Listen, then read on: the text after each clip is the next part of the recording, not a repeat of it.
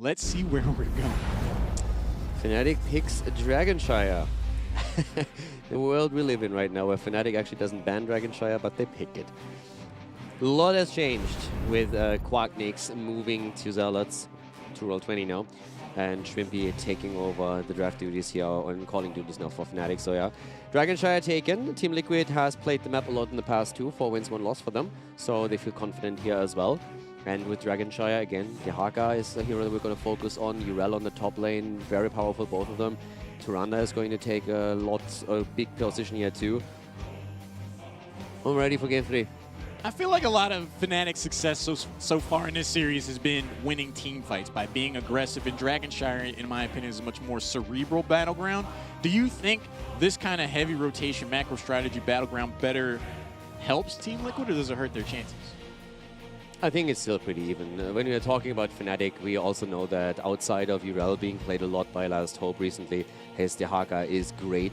We've seen fantastic play on the hero from Eternal now, but it's something that also Last Hope is very good at. And so the macro aspect of the game and running the globe is something that he knows how to do. And they can play that style. They actually had a map where they had I gotta admit that I forgot who they played against, but I remember that they lost draft. Was it against Granite? I'm not quite sure, but they lost the draft and they had a really weak one on the map, and they played extremely well around their opponent. I think it was a Roll20 actually, who never really had the success in forcing a fight the way they wanted. But from Fnatic's perspective, it was a lost draft, and they played extremely well around the opponent on Dragonshire to make sure that at the end they actually came out ahead. And that proved to me at that point that they are now at that moment when they have the synergy as a team where everyone knows what they expect it to be, and where they also can follow the macro calls more so than only winning team fights. So it was pretty cool back then. So I'm not sure if the map really favors any team particularly. I would actually say no. It's most of the draft that I'm really intrigued with what's going to happen here then towards the end. I would largely agree. I was just curious to see what your insight on that was, because it does feel like to me over the course of the series, both teams have gotten the drafts that they want and the overall strategy that they want. It's just a raw test of wills. It's not like one team's being heavily denied. Sometimes there's a tier advantage that forces out a more passive posture, sure. But right now we're just seeing 2 teams clash at 100%, and Fnatic is just somehow coming out on top. I mean, it is incredibly close, and Liquid had just different approaches to the games. Infernal Shrines, for example, they heavily focused on winning the objective over necessarily taking the immediate team fight. And Fnatic at the beginning just accepted that and said, okay, we can't win the Punisher right now. We have to wait for later on and then get our kills, and that happened. And then the last map really came down to the wire too. Abathur being banned, and even the respect ban against Tracer here. The Tracer all of a sudden ban-worthy. First pick, Muradin, strong on the map, leaves Tyrande open. And with Muradin already chosen, Fnatic has to immediately think, okay, do we pick her? If we don't, we open up a world where Liquid gets both of them and then can follow the stun circles once more. So Fnatic, Urel, is that a thought process for them? Do they value Dehaka as a global more so because of Dragonshire the map? Junkrat Urel, letting Tyrande go even. I'm telling you, man, Team Liquid, they just don't like Breeze. He's like, I'm not even in the game and you guys are targeting me. You're going to ban Diablo and then first pick Murden and leave Tyrande potentially out there.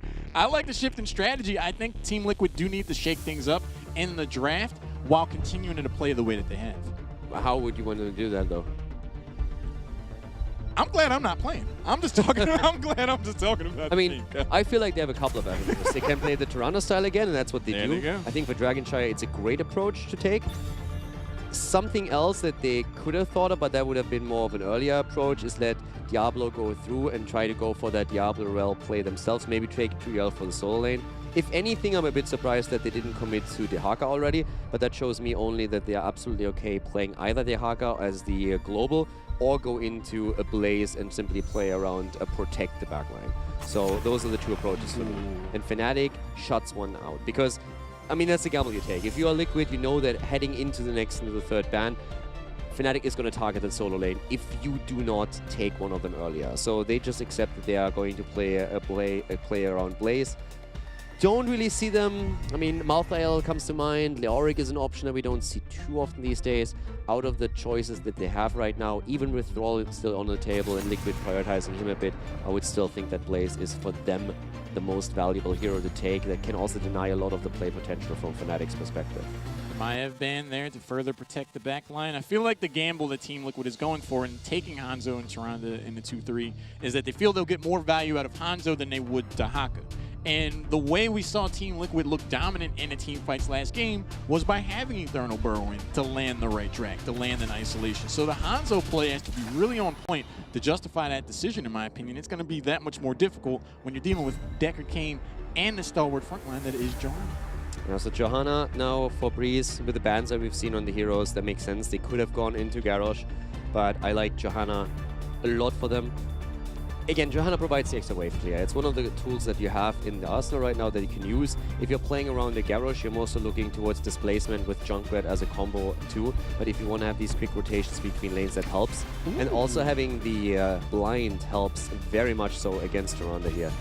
But Liquid actually on the solo lane heads into Malthael, so no Blaze for them. Leaves them a bit more on the squishier side with their backline, especially on Hanzo, Tyrande, and the Jaina that they just picked up. So that makes that a little bit trickier to survive. But the damage potential that you get out of this is pretty good. Yeah, if someone's caught out on Fnatic, that you might need more than Ardent Defender. Like, that is a lot of burst damage. Last Rites is definitely going to raise the brow of the front line of Fnatic. And this is Jimmy rounding it out for Fnatic. But I mean, it goes both ways, right? Because if someone gets caught out on Liquid side, it's basically a kill.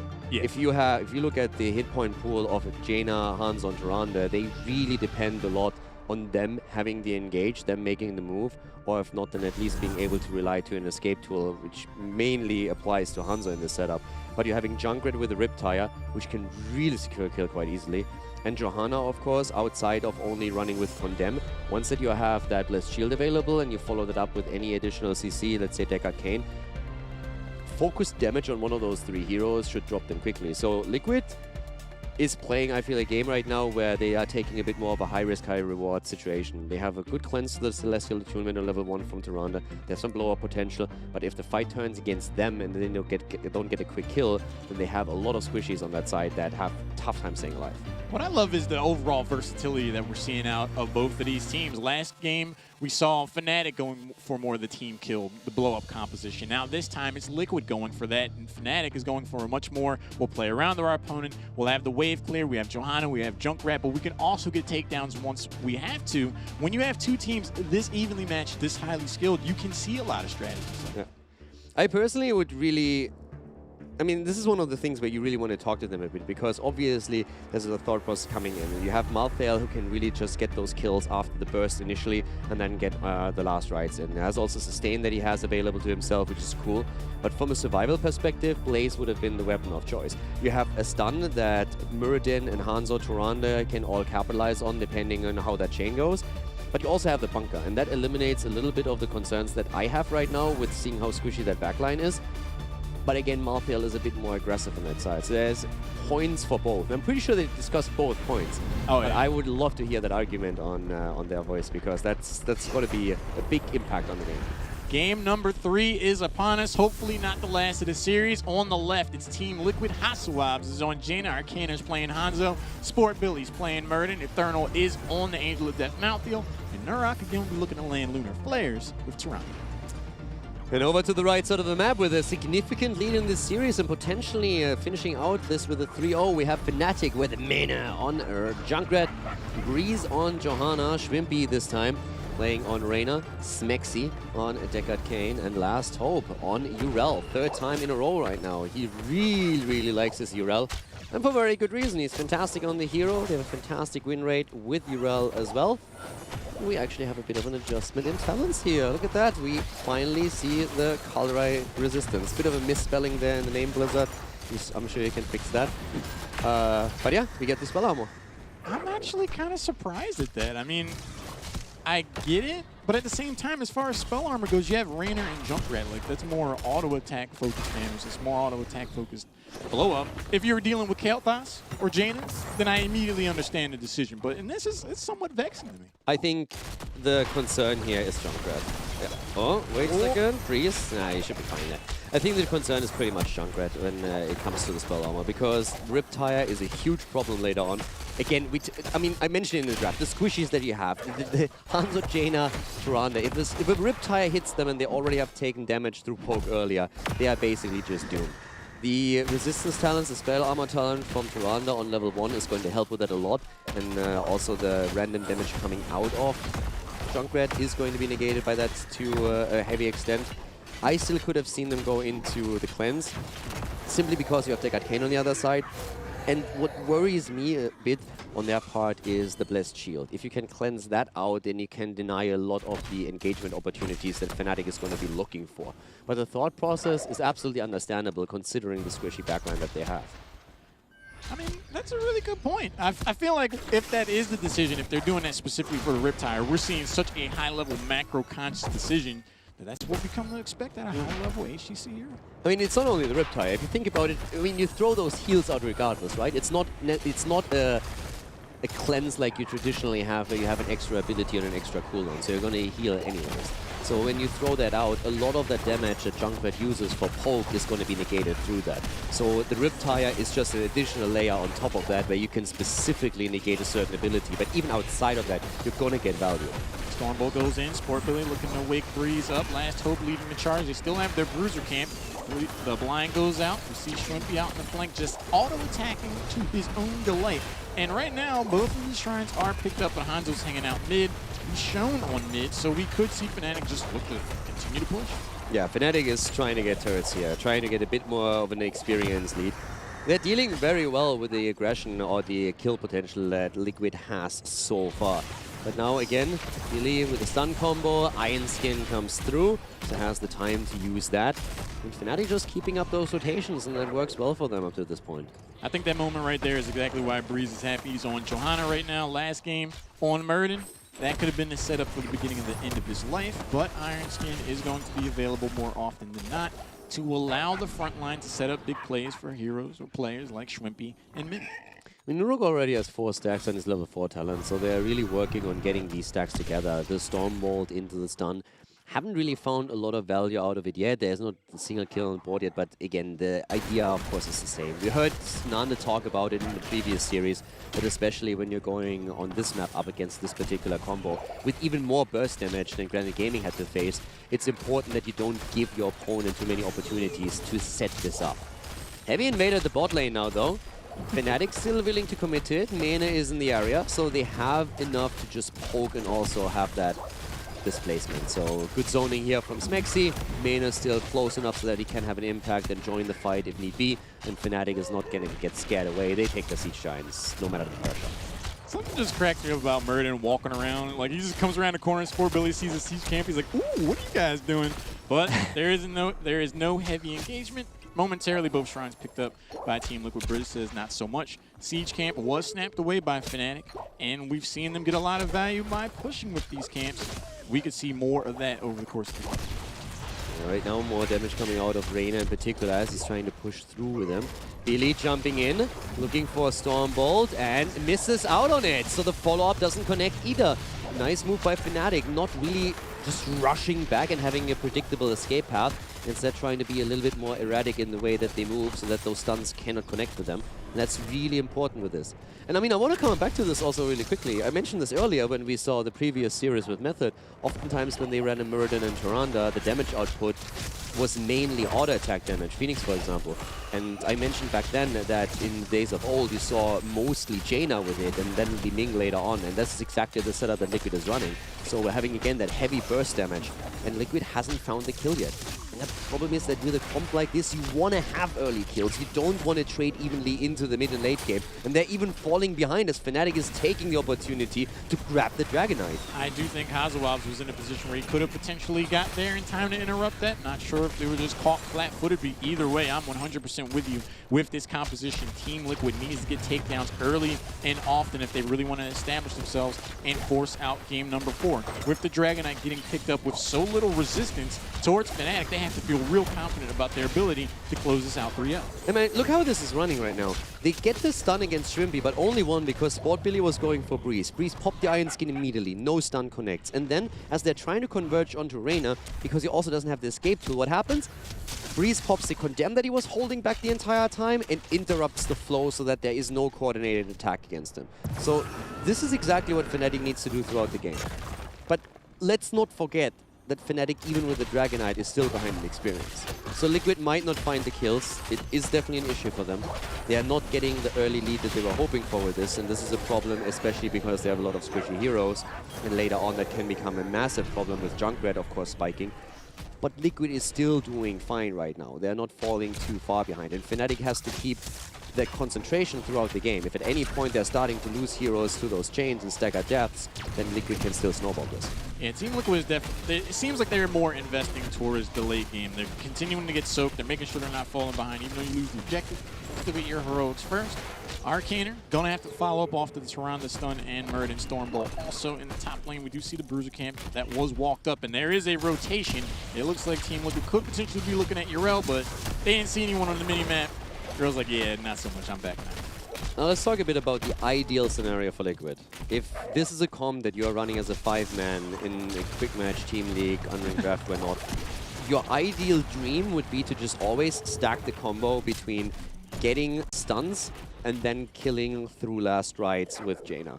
If that actually happens and you get the cooldown reduction on last rites over and over again, that would be the dream come true for Liquid, where they just move through the map and they always get a Muradin stun into the Hunter's Mark, into the stun through Tyrande, and then both Malthael and Jaina go in, unleash everything, get the kills, you get the stacks on last rites, and you can set that combo up more and more often as the game progresses. That's the ideal scenario. It's very unlikely to happen because Fnatic is going to be looking at that and saying, okay, we need to dodge out on it, we need to pop our Iron Skin early, we need to make sure that we are just interrupting the flow of our opponent by jumping in with Urel, pushing them back, using the Condemn, just making sure that they can't coordinate. I was looking at the top of the screen the whole time, and Jaina took a long time to finally lock in their heroic. I was like, will we see the Ring of Frost? Will we see the heavy commitment to this Wombo blow up, let's get the takedown right now style of composition? But the Water Elemental is a more standard choice, is a more conservative choice, allows for heal, gives more presence on the front line potentially. So they're not looking for the home run swing. That's what that says to me. It also helps to try and control a few of the heroes more that really annoy you right now, especially the front line. Trying to make sure that they are not getting as much of a nuisance. We also have 10 stacks by now on Norok's level 4 talent, so we are definitely seeing him increasing on the damage output here as well. That's additional 50% damage that you currently have with that. So Luna flares are definitely hitting home. Both teams here, as they're fighting over the Dragonite again. Waiting for level 13 to come in. Schwimpy with good damage against Sport Billy. Again, dodging out on the stun here. So far, well done. Top lane is also fighting over the point. Urel is doing well against Malthael here, at least for the time being, but Eternal is starting to get some value, and Last Hope decides to pull the plug and moves out. There's the Water Elemental. Team Liquid look to step forward. There's the Lornado, another zoning gesture from Smexy. A bit ago, we saw him throw the root down just to isolate Sport Billy for them to put more damage on him. That kind of play, that high-level macro consideration, is what starts to stack up and potentially leads towards takedowns later on. Liquid has the earlier 13, and Urel finally takes control over the top shrine, so that is going to put pressure onto Liquid in the middle. 13 talents here now for both teams, immediately locked in as well. The Ancient Blessing is going to be huge for Decatane here. Smexy has a lot of heal potential now with all of this. Shrimpy hasn't really made his choice just yet. So far, I'm really impressed with Fnatic's ability to just stop the overall advance from Team Liquid. It seems like anytime Team Liquid steps forward, someone from Fnatic just holds their palm out to Team Liquid's forehead and just like, you can't punch me from here. Anytime there's someone trying to step up, there's a Lornado, there's a Root, there's a slow from Decatane, there's Johanna being a hero at all. Right now, the full merits of this composition for Team Liquid is just not come online. Fnatic is really holding back that 13 on Reyna. I really expected that to be locked in already quite some ago. And, I mean, Giddy Up has been taken a ton of times here and would be a great pickup for him. Not quite sure why he's hesitating like this long. I guess the Riptire though has Ops losing. This is one of the problems. You lose nearly half of your HP immediately. Dragonite attempt here, but could be channeled out at the bot lane. Yeah, Muradin jumps in and takes over, so Joanna doesn't even try it, but Hazops is now in trouble and he goes down, and I think Malthael is going to be a second. Last Hope is over here. He's playing checkers. He's the king. He's double jumping all over the place. Eternal is going to back away. Breeze in the crew looking to chase him down. There's another jump from the GOAT and the Junkrat mine. Eternal laces up the Nikes, but it's not going to be enough. Last Hope is on a trampoline always. That is the second takedown of Fnatic. Good kills for Fnatic. 2 first kills in the game too. And I actually think Shubi forgot to take his talent. Like, I'm honestly, I'm looking at it right now and I'm like, wondering, what are you waiting for? We had it in the past, times where you would wait for an opponent to take a talent so that you could make an adjustment on your own. But there's no way you do that, as Liquid has already locked in their 13 talents a while ago. There's nothing really that you have to wait for. So now he locks in Giddy Up. I actually think he just forgot to take it. It popped during the team fight. He probably thought he pressed the combo. Not quite sure. Maybe I'm missing something here, but it looked a bit weird. He has the Murky announcer, so all he heard was he didn't hear, like, you know, new talent available. Finally, ultimately, is going to be able to pick that up. Fnatic surges ahead in experience. They own both of the shrines for the moment. Rounding the corner of level 16. Water Elemental wades around the corner. Just get a little bit of vision for the moment. Sportbilly and the crew. Avatar was used. We do not have the Water Elemental available either. This could be a big play. Yeah, the camp is going to get value topside. And now, of course, Team Liquid has control over the 2 shrines for the time being. That needs Fnatic into a position here. Again, the second stun misses. Liquid is doing pretty well trying to connect those 2 stuns. They're not doing too bad. And Nurog has now 19 stacks already. But in crucial moments, there were always a few issues where they couldn't really get most out of it. The thing is, Johanna doesn't fall if he connects it either. So yes, it would be better if they would be able to get more damage out of that. But Reese was very safe in the mid lane, saying, you are not going to get a Dragon Knight. Not on my watch. I am not going to be sitting there. You will get interrupted if you try. And now, of course, we have that rotation coming in with the 16 talent where Fnatic claims control of the bot lane. And it allows them even to take another camp. So their play around mercenary camps is currently pretty strong. Fnatic, it feels like they have 7 heroes on the map. They just have something of a strong presence everywhere. Right now, we see him out there rotating down top. Nobody was there for Fnatic. The Bruiser camp is going to get picked up, though, and we've seen them get value off of these camp pushes. They could be looking to do the same. Junkrat does jump back to go get the siege camp. So right now, it just feels like Fnatic keeps dumping pressure on Team Liquid. Get a camp, get another one, make them respond, and Team Liquid have not found a way to get on the offensive. But Liquid has no exposure now, and that might be great for them to get that kill finally. Good Riptire. Shrimpy eating the arrow, but the Riptire denied a lot of that. The kill is still coming through. Ardent Defender not used. Last Hope falls without popping his ult. Too many CCs there, and him not in time with the R button. And of course, as I just said, Northern Exposure now on the side of Jaina helps Hazops to also increase his burst damage by quite a bit. So that's a great kill against Urel. And therefore, Fnatic now on the back foot have to try and struggle through this. That was a melted down health bar. We see Fnatic down 1 hero. Arcana is going to be able to pick up. Sportbilly jumps out of nowhere. It's Batman Day, apparently. He jumps over there. There's the Lunar Flare, lands on the Smexy. Sportbilly backs away. Nobody's mid. Or Jaina's rotating mid, but Junkrat's already up top to take that. Small window for Dragon Knight, not so much. It might be Batman Day in the US, but Muradin ain't no Batman. Batman would have gotten that kill, no problem, and he wouldn't have stopped that one. He would have gone for the team wipe there. So Stormbolt doesn't connect. Fnatic again. Fnatic hesitates half a second before they move back in a lot of these cases, and that makes it hard for Sportbilly to connect with the Stormbolt. And now we have Urel back on the map, so Fnatic has weathered the storm. We're able to make sure that there's no Dragon Knight on the opponent's side, but they still have to fight back for control on those shrines again, and that's what currently Last Hope is doing again at the top lane, where he takes back at least one of the 2. The Water Elemental goes down, and Breeze is like, that's a pretty nice heroic you got there. It'd be a shame if I was somehow able to just make myself unstoppable and walk away. So that is 40 seconds without a heroic and a resource should Fnatic try to press the advantage. Blizzard doing a wonderful job clearing out the siege camp. There's a huge fight brewing over this bottom shrine. Dragon Arrow is going to airball. Yeah, no hit now, and this is where Fnatic is trying to run around. Bless shield is up, and they're using it right away. Billy being attacked here. Shrimpy with the auto attack damage, focusing Hazops next, and really getting those numbers up. Great play, forcing Liquid back here. But Liquid has taken the control of the top shrine for now. The rotation between the 2 solo laners, Malthael and Urel, is currently going in favor of Liquid. Trying to at least recapture one. It's just the entire time. It's just always the trade-off. You get the top, you lose the bottom. They're rotating around here, and very few kills. Only 3 so far. Nearly the same experience here. Structures on the map. Nearly identical. Not a single Fortress fall yet, but there's Mena. Is able to move out. Was in trouble for a second, but before any stun connects, he's able to jump out. For 16 minutes of this game, Kyler, it's pretty much been musical shrines where someone if they hold on it for more than 30 seconds, I'm surprised. Sport Billy waiting out in the bush. Arcana showing themselves in lane. 3 heroes down in the bottom for Fnatic. Anyone want to waltz in? Breeze is waiting for him. Sport Billy takes the bait, but Last Hope potentially caught out. Does have the Arden Defender, jumps over the wall, avoids the full damage of the Blizzard. With the jukes, has another jump, he escapes. Yeah, gets out there, still had the Arden Defender ready. That's a lot of resources that Team Liquid just committed to that top pressure, and he's able to move out. Fnatic is trying to respond in kind of the bot lane and gets a few towers as a result. And again, we're talking experience, we're talking race to 20, and Fnatic has taken that lead earlier on already, but now they have taken that half-level lead, take another camp, and the push at the bot lane continues throughout all of this. They're actually making a lot of headway at that fort.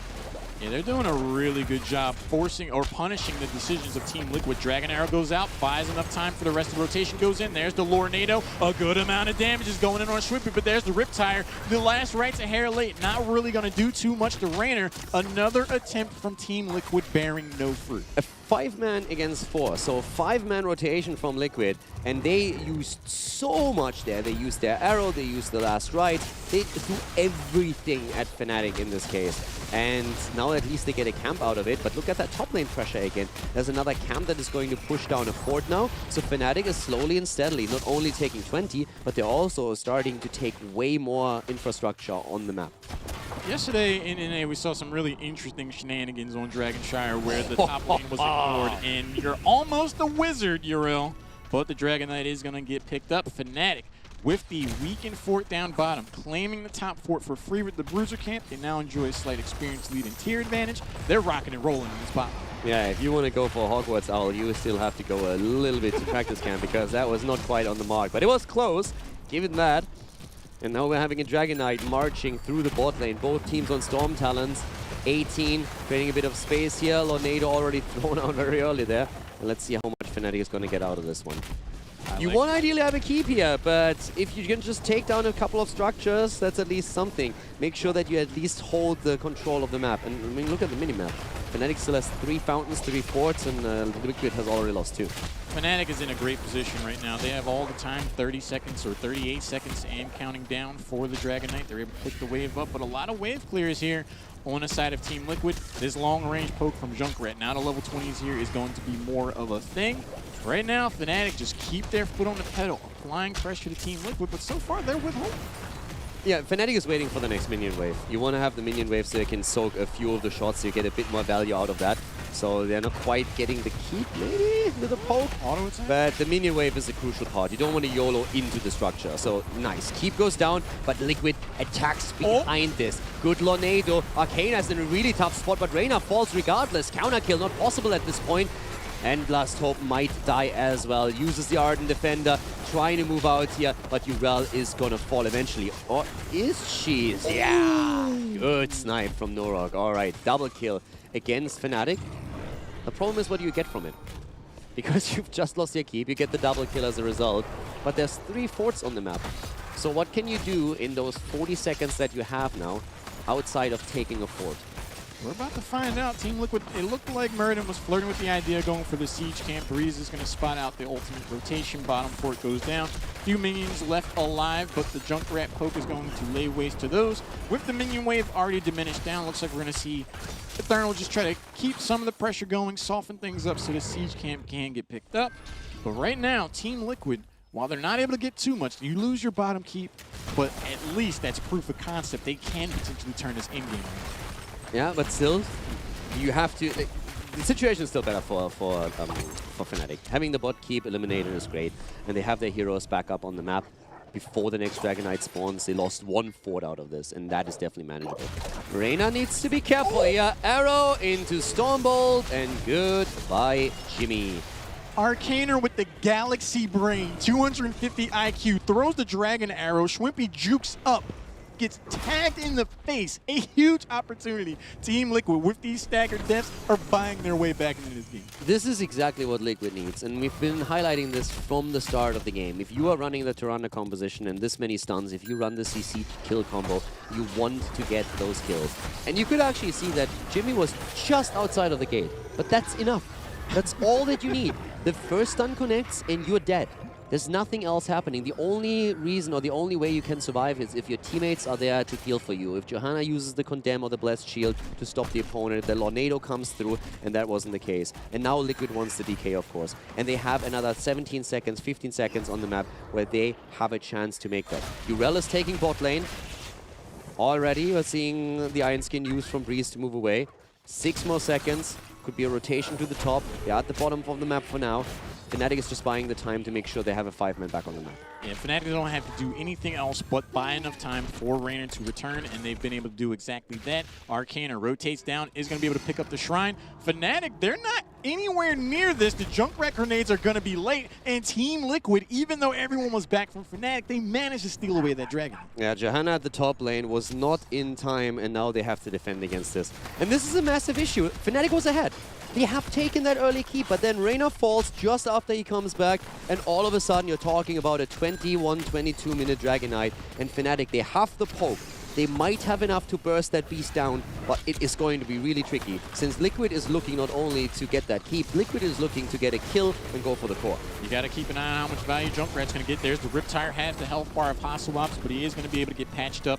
Nurak helping the advance forward. Dragon Knight, Malthael in that. No last rights available to make short work of the bottom keep wall. Do they advance further? They still have time. They can get the next minion wave. What happens next could decide this game. You got to wait for the arrow. Arrow is what you have to watch out for. Arcana's going to look for it. The Banshee is already attacking him here. That keep is very likely to fall. It should fall. It has to fall. But the Dragon Knight is so low that it's unlikely that Liquid can go for the core. But they at least are able to set off the bot lane. And the arrow that Arcana throws out to try and see if they can get more misses. Many look back and like, oh, there's a tumbleweed blowing by, guys. We don't have to worry about that. There's the Lunar Flare to connect. Last Hope stepping forward, trying to see if he can chase someone down. Sport Billy misses the Storm Bolt. There's the jump to help him get away. We do have Lornado of 5 seconds. A few seconds before the Blessed Shield comes out. You know Breeze is looking to throw that for you. Yeah, 5 seconds, 2 seconds. He has it now, but he has only one target, and I don't think they can take Billy. They go in, the Blessed Shield comes out, they're trying to go for the killer. Lornado's already out, Last Hope has to retreat here, and we again have the Water Elemental in play. Lornado pushing them out here. The damage from Shrimpy as he starts to go in for Sport Billy, but the Avatar is already popped. Stuns again, and this time it's time for Breeze to maybe fall. Gets the damage, but no kill, and barely Billy is able to escape as well. Both of the tanks heavily bruised here. Uh-oh, here comes the Riptire. Sport Billy's not going to be a fan of that. Eternal is going to get blown up and somehow survives. Calculated, not even close. Team Liquid managed to stay alive. They lose no heroes. They come away with the bottom. Keep even that pressure up. 23 minutes, 24 minutes in this game, Caldor. It's still anybody's. Nurak saving Malthael there. Has to detonate the Riptire a bit earlier than he probably wanted to. And that saves that saves Malthael barely. So Eternal is able to survive 4 kills against 2, 22 in levels, 24 minutes into the game. Next Dragon Knight is going to finish this 100%. But right now, it might not even come to that. One team fight is all that's needed here. If one of the teams take the kills, they will go for the core right away. But the Shrines are already activating in 27. Breeze gets spotted, has the Iron Skin. They're going to continue to harass. There's the Storm Bolt going out. Blizzard's going to drop also, but the Lornado smacks his leg. We're actually done with this fight. Could you not? Forces back Team Liquid. This is getting a little bit intense. This is getting really crazy here. I mean, the Ice Blade arrows that we're seeing on Tyrande are so fantastic right now with these auto attacks and the damage reduction that comes through it. But then, of course, on the side of Rainer, for example, we have now the Dusk Wings taken, and he's really using that leash range. Here come the stuns again against Breeze, though. He should be fine with this. Urella's taken the top. And at the same time, we're seeing Hazops taking the bot lane. It's all going to be the Ring Around the Rosie play again, where you try to get that Dragon Knight. Who gets caught out on rotation? The next takedown, we saw it last game. The Haka dies, game is over. Next time someone gets blown up with these bottom keeps already taken down and the win condition more than available, it's going to be lights out. Right now we see Muradin rotating up towards top. He wants that top shrine. We see some resources from Fnatic already there ready to defend mid. Junkrat's just clearing out the wave down bottom. This is an opportunity potentially for Team Liquid. Liquid is playing a lot around vision. They're hiding as much as they can, and Fnatic as a result is playing incredibly passive, especially on solo lanes, because they know that one arrow from Hanzo is all that he needs to start a kill chain. They cannot escape. So Liquid will try and continue that play. Hide on vision as much as he can. Arrow comes through, doesn't hit anyone in the mid lane here.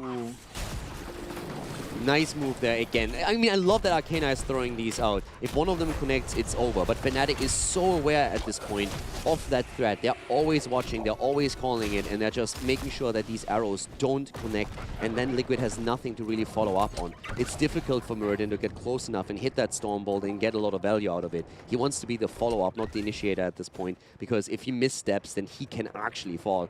This is getting absolutely insane here. We are already 26 minutes into a Dragonshire game. Junkrat shows themselves top. They cannot let that Bruiser camp go. Hazoabs rotates down bottom. So again, it is a momentary all hands on deck towards mid. We do see Urel being able to take the top shrine back. Musical Shrines. The game continues. Even on experience, both teams rounding the corner of level 24 in this 26, near 27-minute game. It is still high stakes. The words you used earlier, Caldor, was intense. 100% accurate. Yeah, and also Junkrat is of course increasing his stacks on his level 4 as well. Haste for Explosion is currently at 143 stacks, 145, and that's just going to continue.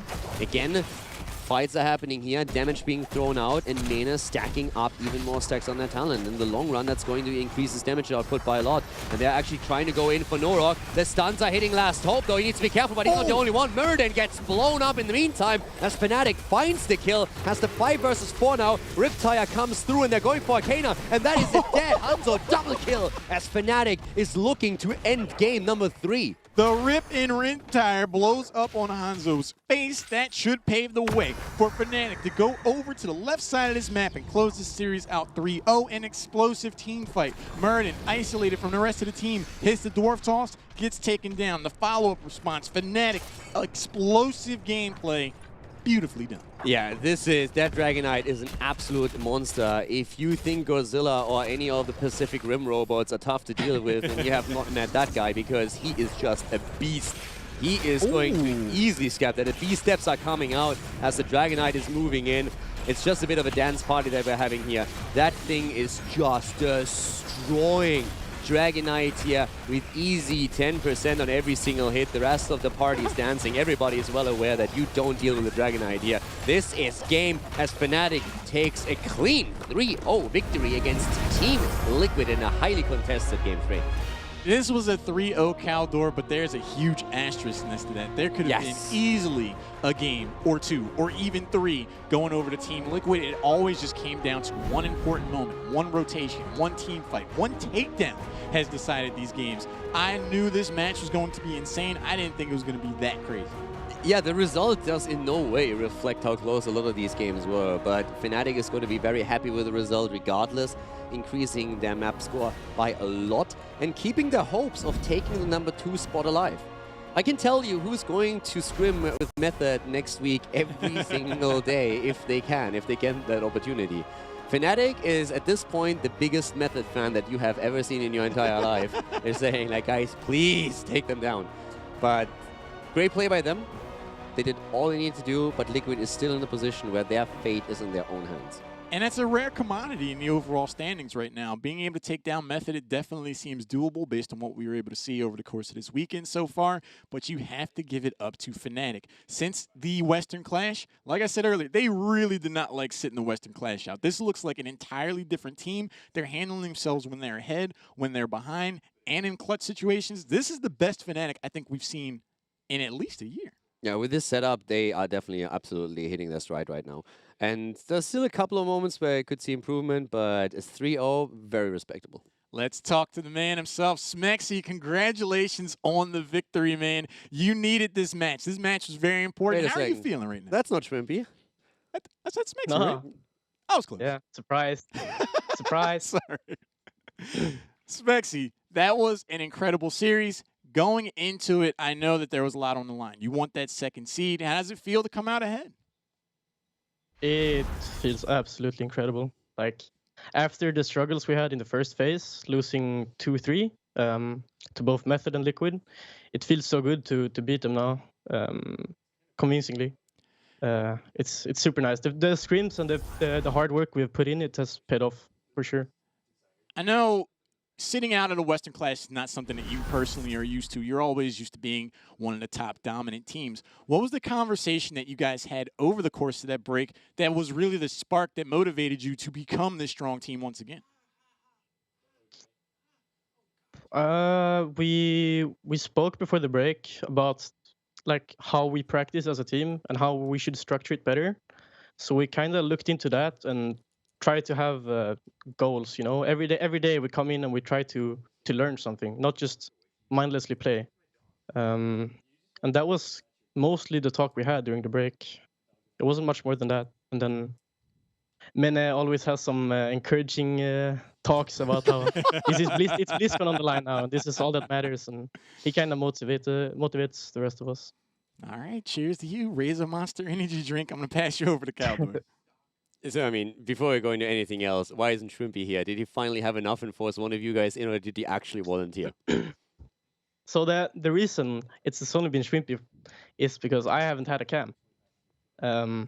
Okay. I finally got a cam. I went and bought a cam, so now I can do the interview. So here I am.